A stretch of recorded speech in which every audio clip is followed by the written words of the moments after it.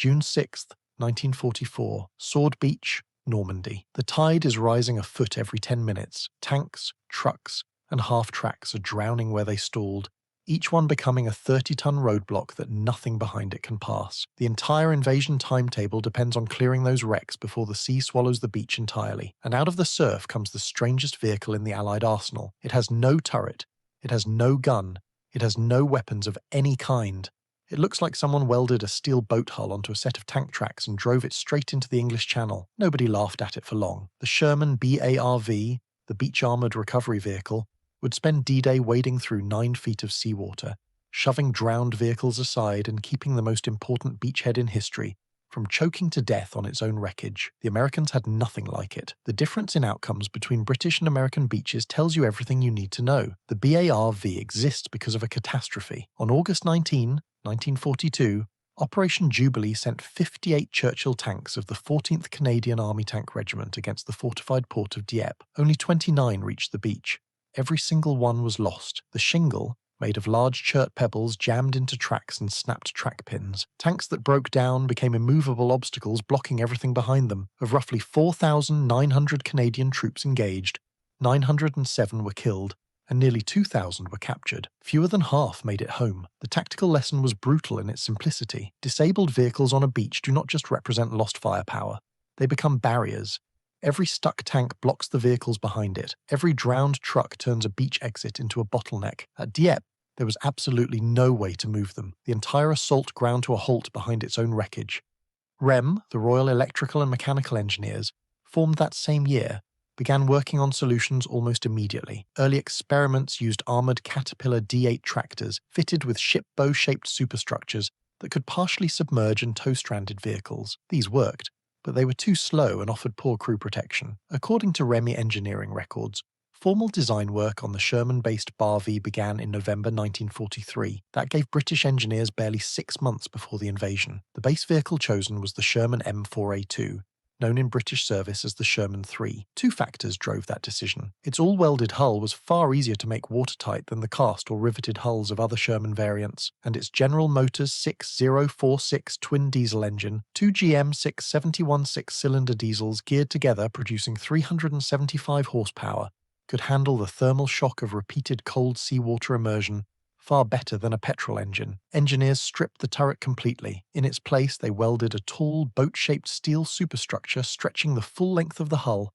and extending over the engine deck. Shaped like a ship's prow, this structure was designed to part waves and maintain stability, while the vehicle operated almost entirely submerged. A retractable snorkel at the rear fed air to the engine and could be lowered for transport. Internal bilge pumps handled seepage. The crew carried diving apparatus for emergencies. The vehicle could wade through 9 feet of water with an 18-inch surge on top of that. It weighed roughly 32 tons.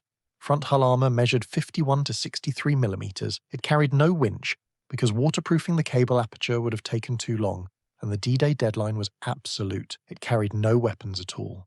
Instead, a large wooden buffer block sat on the front for pushing stuck vehicles and beached landing craft. Tow cables, a folding ladder, wire mesh catwalks along the sponsons, and a full set of diving equipment completed the kit. The Royal Navy won a dispute over paint. BARVs were finished in battleship grey rather than olive drab, since they would spend most of their time in the sea. The crew numbered 5. A commander stood exposed at the top of the tall superstructure, directing operations and guiding the driver. The driver peered through a tiny vision slot, nearly blind when submerged. 2 REME recovery mechanics handled cables and equipment.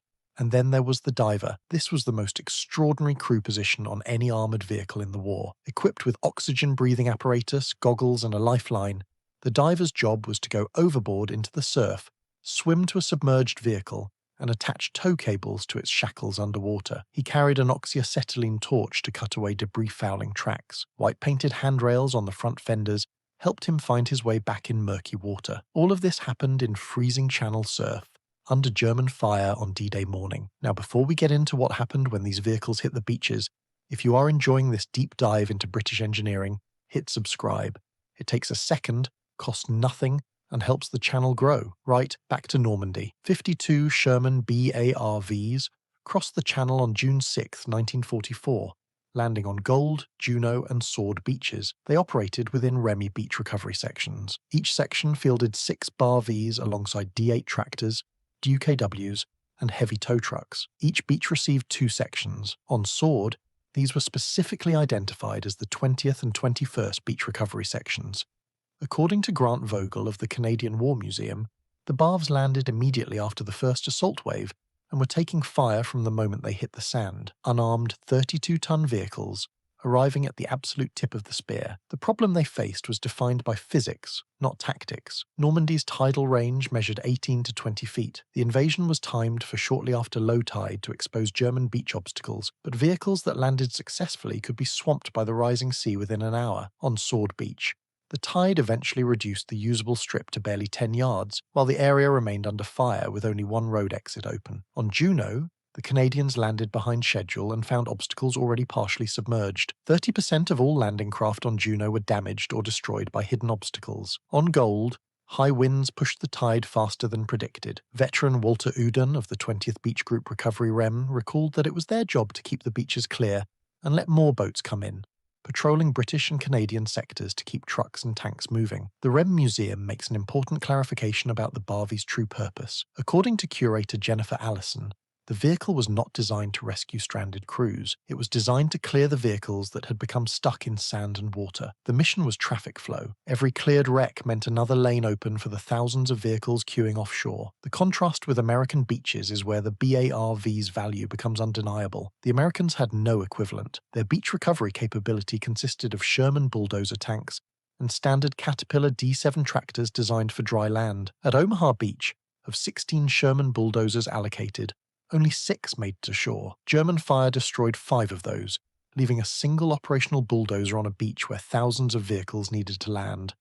The de-swimming tanks fared worse. The 741st Tank Battalion launched 29 DD Shermans at roughly 5,000 yards in 6-foot seas, 3 times their design tolerance. 27 of 29 sank. By 0830, the Beachmaster halted all vehicle landings because destroyed craft and disabled vehicles had jammed every approach. Beach exits that should have opened within 3 hours of the first landings were not cleared until noon or later. According to the US Army's official after-action reports, only 100 of 2,400 tons of scheduled supplies actually made it to shore. Equipment losses reached an estimated 75%. On Gold Beach, supported by the full complement of specialized vehicles including BARVs, several beach exits were secured within an hour. British troops advanced 5 to 6 miles inland, the deepest penetration of any D-Day beach, with approximately 25,000 troops landed and roughly 400 casualties. The US Army's own official history acknowledges that a major factor in British success was their lavish equipment with armor and specialized vehicles.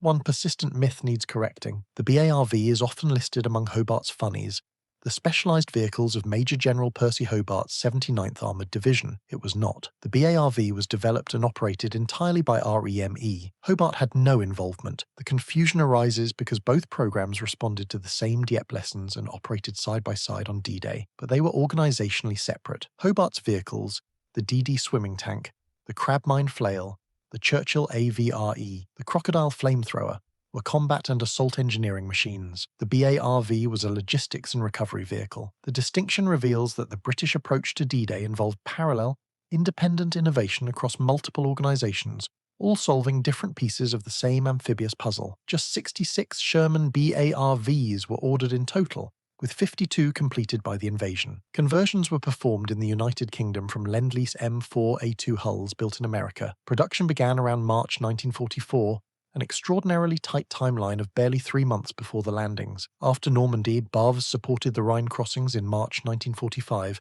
and remained in British service until 1963, a 20-year career for a vehicle built against an impossible deadline. They were replaced by the Centurion BARV, designated FV4018, which could weigh to 11 feet and served through the Falklands War, both Gulf Wars, and into Iraq in 2003. One specific Centurion BARV, Serial 02ZR77, finally retired in 2005 as the longest-serving armoured vehicle in British Forces history, roughly 60 years on a single hull. The modern successor, the Hippo Beach Recovery Vehicle, entered service in 2003 and continues with the Royal Marines today. The Germans never developed anything comparable. Their Bergerpanzer recovery vehicles were designed exclusively for land operations.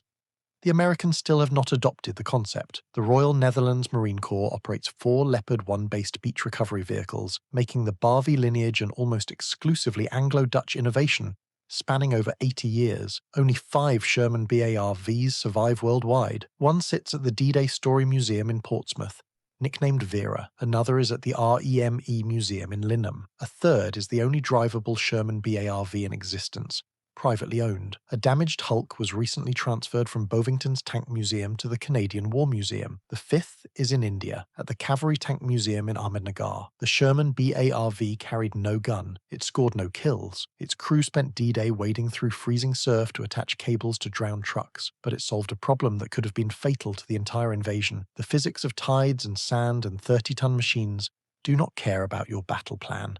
Every disabled vehicle on that beach was a cork in a bottle.